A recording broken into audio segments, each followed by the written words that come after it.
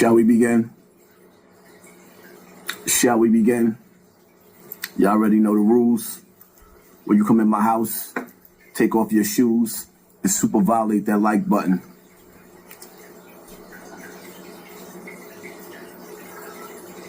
It hits different. That bro code. To have a friend that got your back on the battlefield,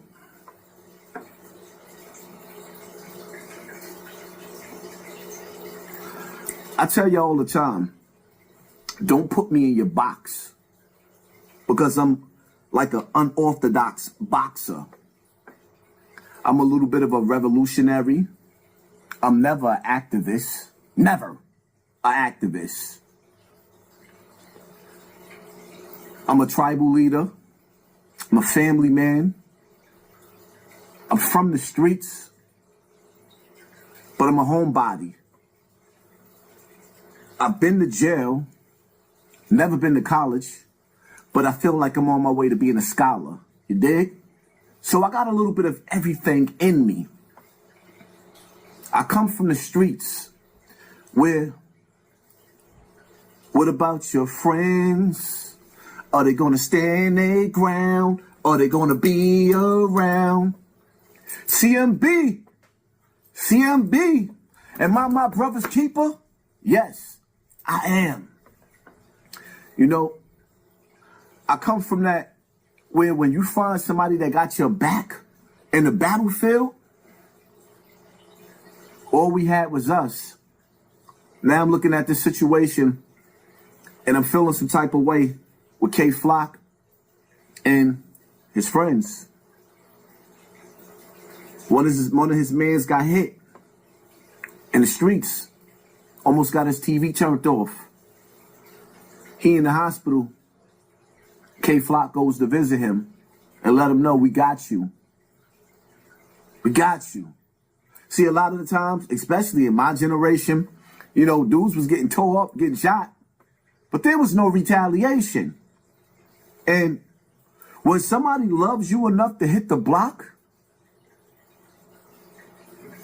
to go shoot the shooter,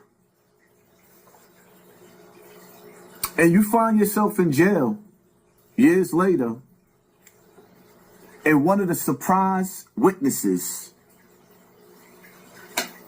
swearing to plead the whole truth and nothing but the truth, putting their hands on the Bible and testifying against you and telling the judge, so help me God, I swear to tell the truth. Or somebody that had your back.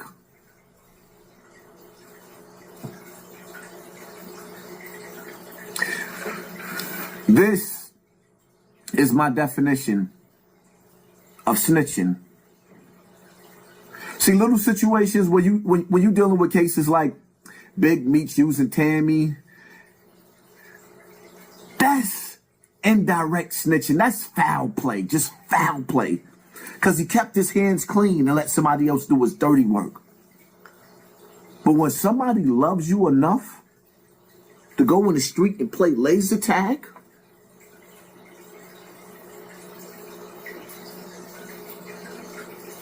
and hit the nigga that hit you, and you take the stand,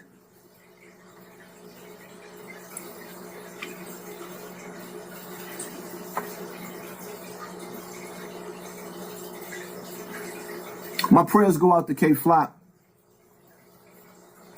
Not because I co-sign his lifestyle, because when I see that little young boy, that young man, when I look at him, I see myself. Single mother raising kids, and the streets raised us too. Your mother trying to send you on one way, and shout out to Kay Flock's moms. Sorry I was so hard on her in the past. My prayers is with you, Mama Flock. I'm sorry I was so hard on you. I was inconsiderate to your struggles and your pains. You know, it's not all your fault, Mama Flock. The streets raised us too. And your son was a soldier. He ain't had no choice but to be a soldier. You know? He's what the streets made him. I was what the streets made me. Wow, just like that little nigga. At his age, fighting bodies just like him. I'm not going to count him out because I know God has the keys to all locked doors. And I know that if God say he's coming home, he's going to come home. But Flock may have to go through some things before God let him come home. Because if he beat this case, he may find himself in the streets with an even bigger case, fighting the beast all over again. When I was in jail, I was praying to Allah subhanahu wa ta'ala, praying to Almighty God to let me go home. Let me go home. I'm fighting murder cases just like K-Flock. And I was crying to God with my most sincere prayers to let me go home. And he did. After 3 years. My co-defendant as well. He beat trial. I copped out. But nevertheless, there was light at the end of the tunnel. Sometimes God might keep you in jail to protect you from yourself. I pray that there's some leniency and some mercy on K-Flock because he's what the streets made him. But right now, my prayers go out. It definitely goes out to K-Flock because in these streets, we thought we was doing the right thing. And I believe on K-Flock's end, him battling back and forth, gang banging in them streets, he was gang banging on gang bangers. And I can't say who's right and who's wrong. Them kids was confused by us adults. Them kids was misled. They was misled by us adults. I know what it feels like to actually see a witness take the stand and point a finger at you. But to have your friend, the one you fought for, the one you had his back, when he was bleeding in the hospital, K-Flock had your back.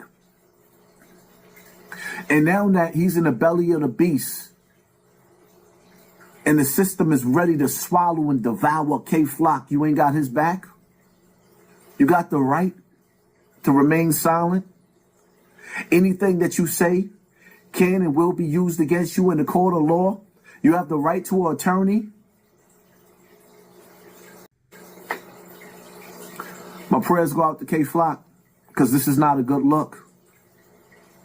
It's one thing for somebody to have hearsay or to say that they saw you do something. It's another thing when your friend is sitting up there telling the court system that he asked me what's happening, what's cracking, what's popping, and told me I'm going to handle this business. I'm going to turn these niggas' TVs off. Night, night, nigga. And then you actually go out there in the streets, allegedly, and you put that work in. And now your friend is pointing the finger from the stand, saying, him did it. Hit that like button, hit that share button, hit that subscribe button, and pay attention to your circle before they hurt you.